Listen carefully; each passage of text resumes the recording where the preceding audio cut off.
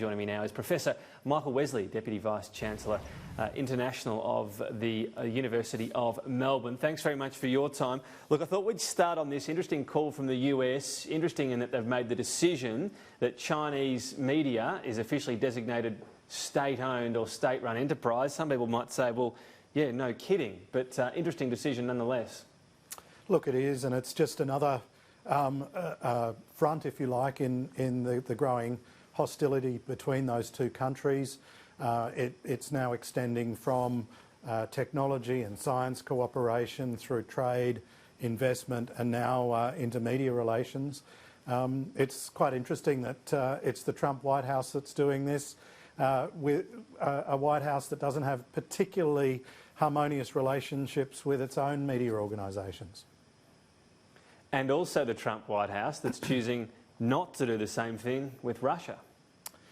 Well, exactly. I mean, it's. I think, you know, watching the way this administration makes foreign policy is enough to do pretty much anyone's head in, and one gets the impression that the various fronts that open up in relation to China and other countries seem to be the result of relatively serendipitous campaigns and inputs by a very large number of people across the administration with no real control over what's going on. So it can be media today, it can be something else tomorrow, who knows what it's going to be, but it'll really do your head in trying to predict what's going to come next. So much talk last election, of course, of Russia's influence on the election. We know what we've heard to do with impeachment and so on, and how much the White House knew. Sure, put that to one side. Russia was clearly trying to influence the election. What signals are we getting this time of what they might try to do? Oh, look, I think that there are certain countries, Russia included, that will try and influence outcomes around the world. This is very much part of Russian statecraft. I think you would expect them to be gearing up to be playing a role in the US election. Now, whether they would pick one side or another is an interesting question. There's lots of speculation as to why they were involved in the last American presidential election.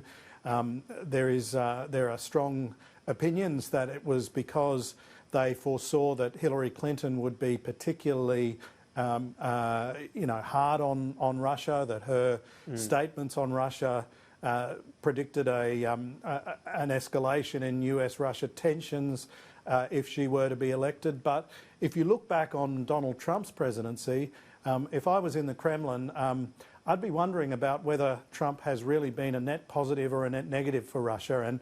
And it's really interesting to see them speculating on who might oppose Trump from the Democratic side, and if Russia was to put its thumb on the scales, which side they'd put their thumb on.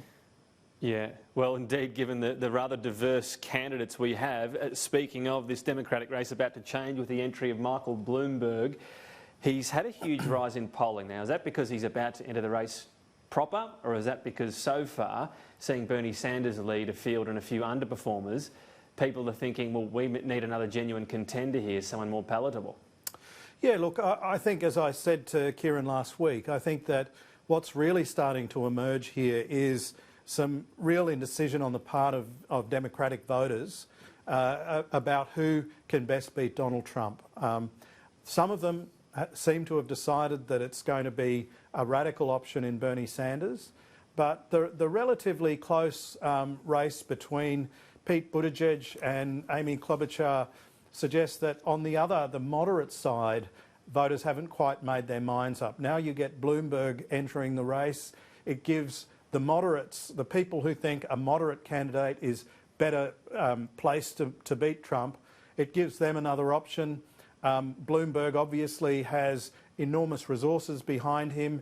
He's got a track record in his being mayor of New York City and what he was able to achieve in New York City. So I do think that Democratic voters, particularly those who think a moderate can beat Trump, are taking another look at him and re-evaluating his chances.